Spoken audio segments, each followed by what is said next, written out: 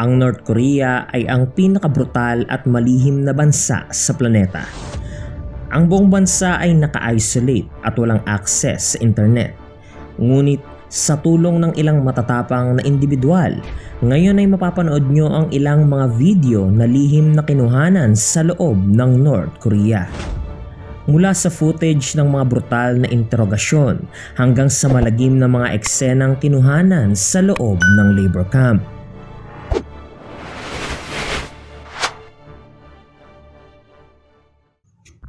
Sa ating unang video, makikita natin ang makapigil hiningang pagtakas ng 4 na North Korean kasama ang isang 2 years old na bata mula sa North Korea.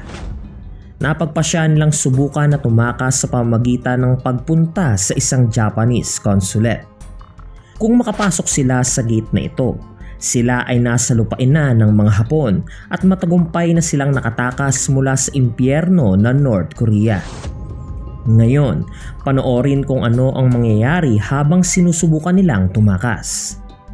Tulad ng nakikita mo, nagawang makalusot ng 3 lalaki. Ngunit sa kasamaang palad, hindi nagawang makalusot ng babae at ng kanyang anak.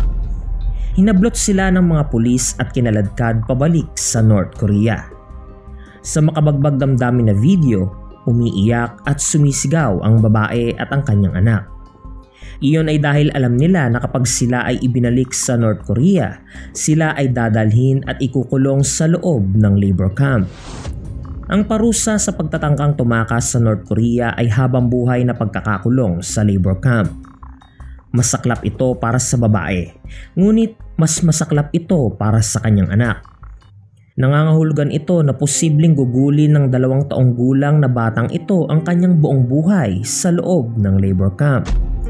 Nakakadurog ng puso ang mga eksena sa footage, ngunit mas nakakadurog ng puso kapag inisip mo kung ano ang maaaring nangyari sa babae at sa kanyang anak sa loob ng labor camp.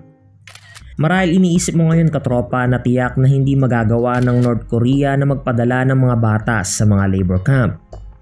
Well, kung yan ang nasa isip mo, I suggest na panoorin mo ang susunod na video. Noong 2016, isang human rights group ang nag-leak ng footage na ito mula sa North Korea. Makikita sa footage ang ilang mga bata na nagtatrabaho sa isang riles. Marami ang naniniwala na sila ay mga child slave ni Kim Jong-un. Tulad ng nakikita mo, nagbubuhat sila ng mabibigat na bato na ilalagay sa mga makinarya at nag-aayos ng mga riles ng tren gamit ang mga martilyo. Sinasabing sapilitan silang pinagtatrabaho 10 hours a day kahit tirik ang araw, habang si Kim Jong-un ay nagpapakasasa sa marangyang buhay. Tinawag ng European Alliance of Human Rights ang footage na shocking o nakagugulat, at sinabing isa ito sa pinakamasamang pang-aabuso na ginagawa ng gobyerno ng North Korea, at iyon ay ang child labor. Ang footage ay kinuhanan gamit ang hidden camera. Ang mga bata ay 8 hanggang 9 na taong gulang pa lamang, at tulad ng nakikita mo, napakapayat nila at malinaw na hindi sila pinapakain at inaalagaan ng tama. Maaari nating sabihin na miserable ang kanilang buhay.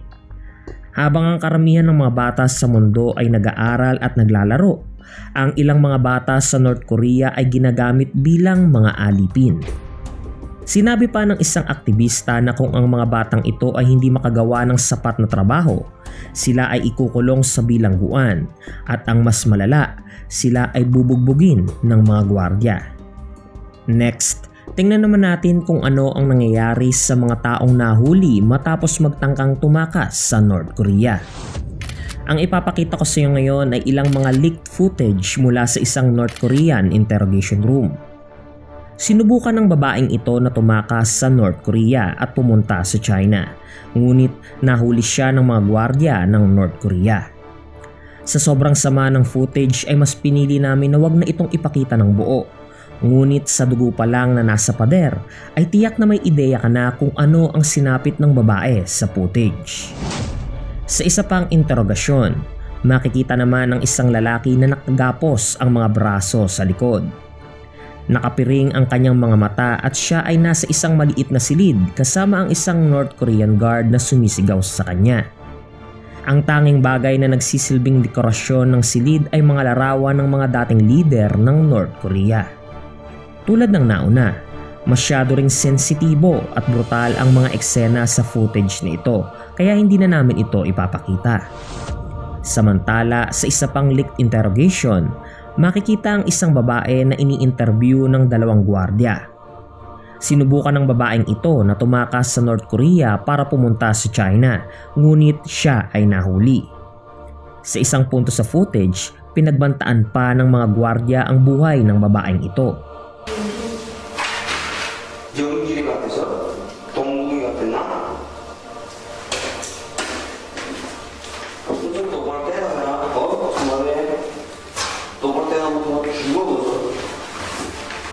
Ayon sa mga humanitarian group, ang mga nahuling North Korean na nasa footage ay malamang na binitay matapos silang i-torture. Ngayon, tingnan naman natin kung ano ang nangyayari sa isang paglilitis o trial. Ang North Korea ay may tuturing na isang bansa na hindi maganda ang justice system at sa katunayan, nagsasagawa pa rin sila ng mga public trials. Ang mga public trials na ito ay hindi lamang nagpapahiya sa isang kriminal, ngunit tinatakot din ito ang lahat na sumunod sa gobyerno. Ang public trial na napapanood mo ngayon ay lihim na kinuhanan ng isang napakatapang na tao na hindi na natin papangalanan. Marahil ay nagtataka ka kung ano talaga ang ginawa ng kriminal na ito. Well, ayon sa korte ng North Korea, nilabag niya ang Anti-Communist Act. Ngunit ang aktwal na krimen ay nanood siya ng 4 na South Korean movies kasama ang isa niyang kaibigan.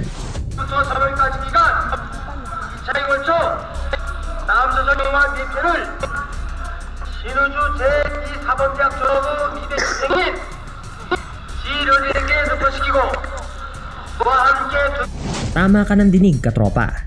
Dahil lang sa panonood ng mga South Korean movies, ang mga mag-aaral na ito ay isinailalim sa paglilitis at ikinulong sa bilangguan. Labis ang takot ng gobyerno ng North Korea na makakuha ng impormasyon ang kanilang mga mamamayan. Nais nilang panatiling ignorante ang lahat ng kanilang mga mamamayan sa outside world at ang panonood ng mga foreign movies ay maaaring makagambala sa pag-brainwash ng pamahalaan ng North Korea. Ang footage ay ibinahagi sa isang aktivista na nagngangalang Sheryang. Nakatakas siya sa North Korea at nag-defect ilang taon na ang nakararaan.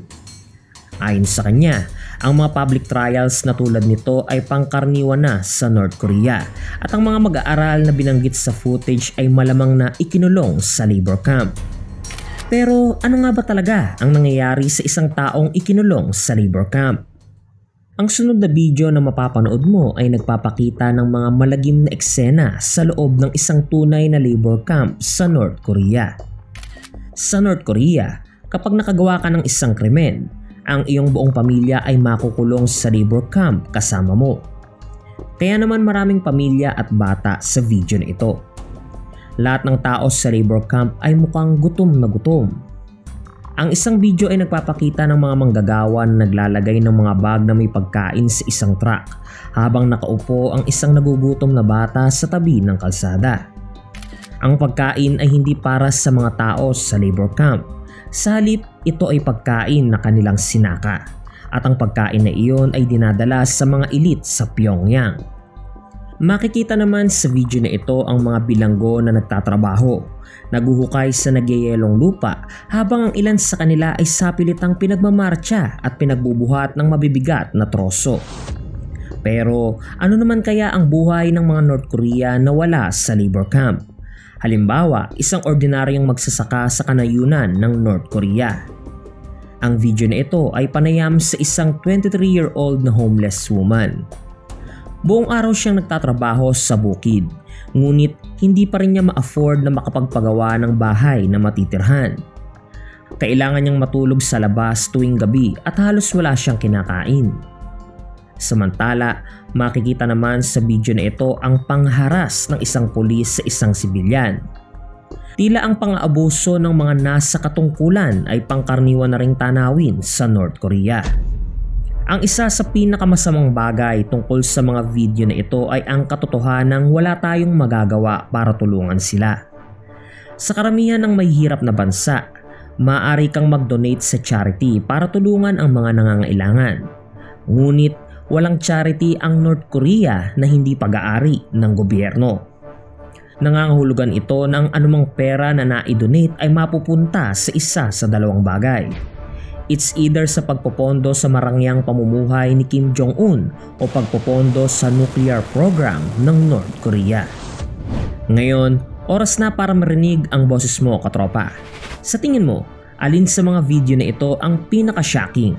I-comment lang ang iyong opinion sa comment section below. Make sure na panoorin din ang iba pang mga video na kabilang sa playlist na iyong nakikita sa screen. Pindutin lang ang card na makikita sa itaas. Narito ang sample preview, panoorin. Ang lalaking ito ay nagmamakaawa para sa kanyang buhay. I entirely beg you, people and government of the DPR Korea, for your forgiveness. Nakagawa siya ng krimen sa isa sa pinakamapanganib na bansa sa planeta, ang Democratic People's Republic of Korea. Iyan ang nangyari matapos siyang arestuhin na ikinagulat ng buong mundo. Ito ang kanyang kwento. So that's it. Maraming salamat sa panonood and see you next time.